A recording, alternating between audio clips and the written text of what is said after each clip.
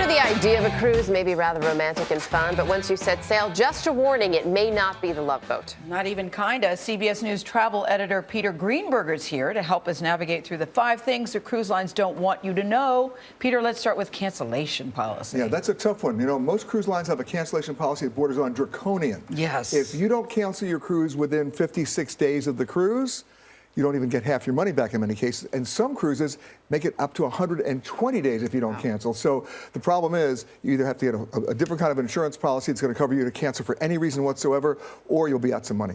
Okay, so get a really hefty insurance policy Yes. on that. When you also say the port of calls are not guaranteed, that's a big surprise to me. Yeah, forget the brochure in this situation. Going from point A to point B may not be what it's cracked up to be.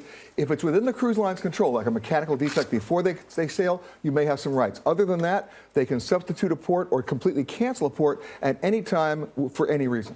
What if you get sick? Yeah. Well, remember the Love Boat? Remember Doc? He ain't free. And the problem is even going to get an aspirin on a cruise ship can set you back a lot of money. So remember this.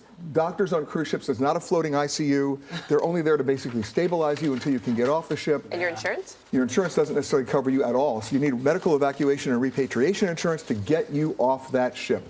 You're not going to be on a floating hospital, nor do you want to pay for one. And insurance doesn't cover you. Why? Because you're outside the continental United States. Okay. And inclusive.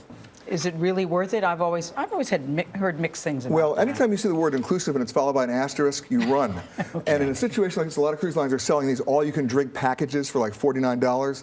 You might actually make that financially worthwhile for the first day because you're on the ship for the first day. You're going to drink, drink, drink. After that, you're not, and it's not cost-effective. Don't buy the package. Okay. You don't drink the whole time? Oh, it depends on how bad the cruise is. Yeah, that's true. That is true. And then there's the question of cell phones. Yeah, this is the big one.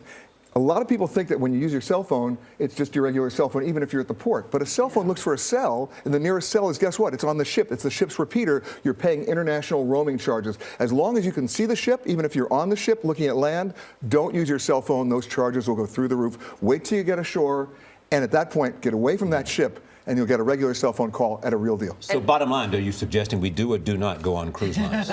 I'm on cruise lines all the time. Yeah. They're incredibly For pleasure safe. or for work? I'm always working, Charlie. Yeah, for pleasure. Pleasure's I'm always working. They got to do something with the cancellation, though. A friend of mine, Patty, her dad died before the cruise, and even when they tell you that, they refuse to give the money back. My philosophy is, in 20 seconds, you heard about the norovirus? Yes. I'm convinced that that's really because of the cancellation policies, because people are actually boarding the ship already sick because they don't want to lose their money. Yeah. Peter, thank you so much.